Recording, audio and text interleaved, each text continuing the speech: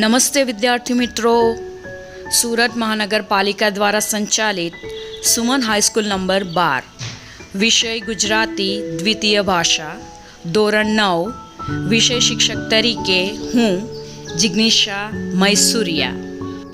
વિદ્યાર્થી મિત્રો, આજે આપણે લેખન વિભાગની અંદર ગદ્યાર્થ ગ્રહણ, જેને આપણે ગદ્ય સમીક્ષા કે ગદ્ય ખંડ પણ કહી શકીએ, તેનો અભ્યાસ કરીશું.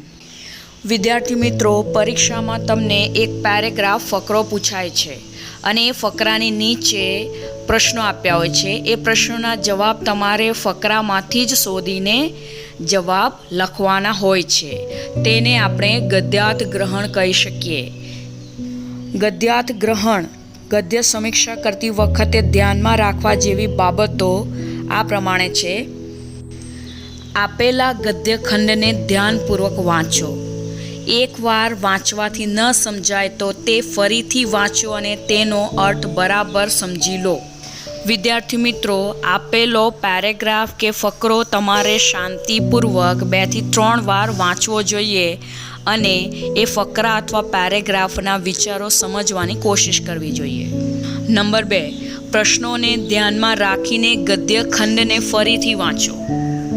પ્રશ્નો વાંચ્યા પછી પણ તમારે પેરેગ્રાફને ફકરાને શાંતિપૂર્વક ફરીથી વાંચવો જોઈએ. નંબર 3, બધા પ્રશ્નોના ઉત્તર પહેલાં મનમાં ગોઠવી લો અને પછી એક પ્રશ્નનો મુદ્દાસર ઉત્તર લખો.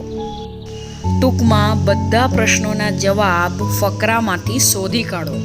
ત્યારબાદ જ પ્રશ્નોના જવાબ ટૂંકમાં મુદ્દાસર લખો. નંબર 4, દરેક પ્રશ્નનો ઉત્તર સરળ ભાષામાં લખો. ભૂલ રહી ન જાય તે માટે તેને ફરીથી વાંચી લો. પ્રશ્નોના જવાબ તમારે ફરીવાર લખીને ચેક કરવા, જેથી તમારી કોઈ વ્યાકરણની કે જોડણીને લગતી કોઈ ભૂલ હોય તો તે જ સમયે તમે તેને સુધારી શકો. નંબર 5, ગદ્ય ખંડના ભાવને સ્પષ્ટ કરે તેવું શીર્ષક આપો. વિદ્યાર્થી મિત્રો, મોટે ભાગે ગદ્યાર્થ ગ્રહણની અંદર છેલ્લો પ્રશ્ન ગદ્ય ખંડને યોગ્ય શીર્ષક આપો એવો પૂછાય છે.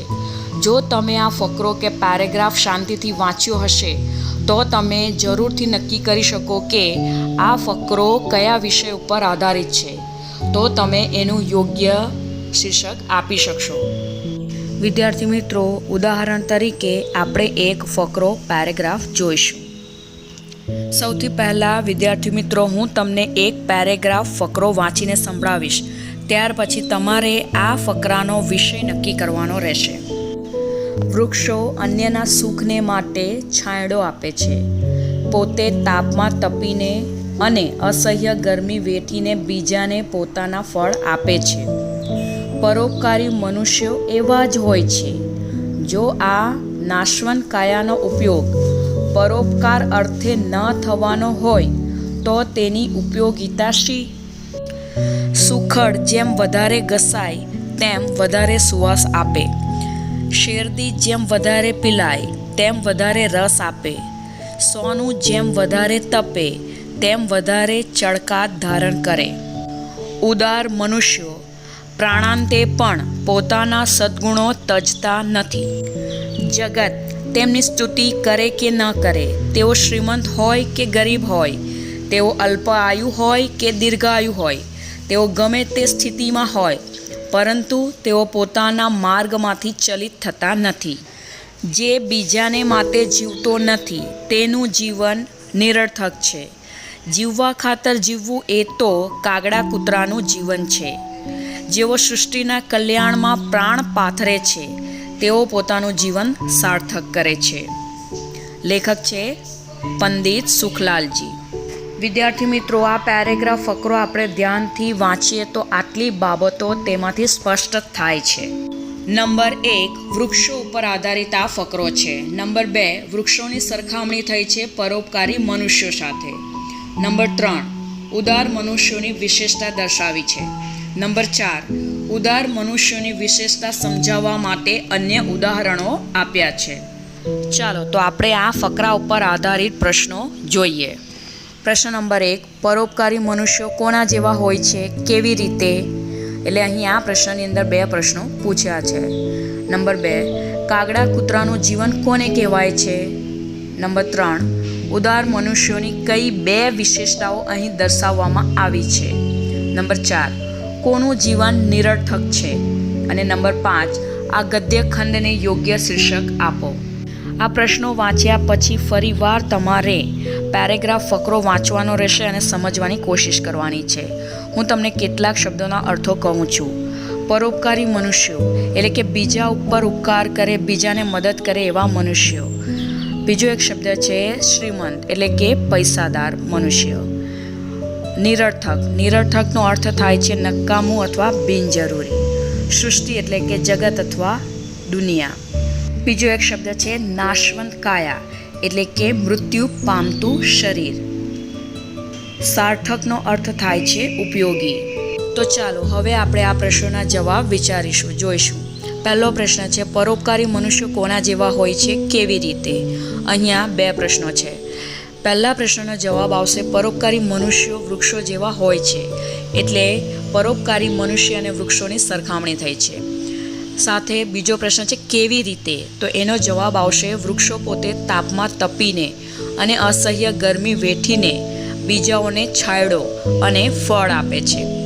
એવી રીતે પરોપકારી મનુષ્યો પણ પોતે દુઃખ વેઠીને બીજાને સુખ આપે છે. પ્રશ્ન નંબર 2, કાગડા કૂતરાનું જીવન કોને કહેવાય? જવાબ છે બીજાને માટે ન જીવવું અર્થાત જીવવા ખાતર જીવવું એને કાગડા કૂતરાનું જીવન કહેવાય. પ્રશ્ન 3, ઉદાર મનુષ્યોની કઈ 2 વિશેષતાઓ અહીં દર્શાવવામાં આવી છે? જવાબ 3, ઉદાર મનુષ્યની આ 2 વિશેષતાઓ અહીં દર્શાવવામાં આવી છે. નંબર 1, તેઓ પ્રાણાંતે પણ પોતાના સદ્ગુણો તજતા નથી. અને નંબર 2, ગમે તે સ્થિતિમાં હોય તો પણ પોતાના માર્ગમાંથી ચલિત થતા નથી. પ્રશ્ન નંબર 4, કોનું જીવન નિરર્થક છે? જવાબ, જે બીજાને માટે જીવતો નથી તેનું જીવન નિરર્થક છે. પ્રશ્ન નંબર 5, આ ગદ્ય ખંડને યોગ્ય શીર્ષક આપો. જવાબ, શીર્ષકમાં જીવનની સાર્થકતા અથવા વૃક્ષો જેવા પરોપકારી મનુષ્યો. શીર્ષક માટે ધ્યાન રાખવું કે હંમેશા એ નાનું સચોટ અને યોગ્ય રીતે સમજાય એવું ફકરાના વિષયને અનુરૂપ જ શીર્ષક હોવું જોઈએ. અને ખાસ ધ્યાન રાખવું કે જે 2-3 શબ્દો કે પદો તમે શીર્ષક માટે પસંદ કર્યા હોય તેને સિંગલ અવતરણ ચિહ્નમાં જરૂરથી લખવા. આ ચર્ચા ઉપરથી તમને સમજાયું હશે કે ગદ્ય સમીક્ષા કે ગદ્યાર્થ ગ્રહણ કરતી વખતે જે ફકરો આપવામાં આવે છે તે ફકરાને ધ્યાનથી વાંચવો, પ્રશ્નો સમજવા અને તેના જવાબ શાંતિપૂર્વક શોધીને સરળ અને સાદી ભાષામાં ઉત્તરો ફકરાને અનુરૂપ જ લખવા. હવે આ વિડીયો ઉપર આધારિત એક પેરેગ્રાફ ફકરો હું તમને આપીશ અને તેના પ્રશ્નો આપીશ. તમારે મને તેના જવાબ વોટ્સઅપ નંબર ઉપર સેન્ડ કરવાના રહેશે. અને અન્ય પેરેગ્રાફ પણ હું તમને સેન્ડ કરીશ જે તમારે વ્યવસ્થિત ગુજરાતીની નોટબુકમાં લખવાના રહેશે. Thank you. આભાર.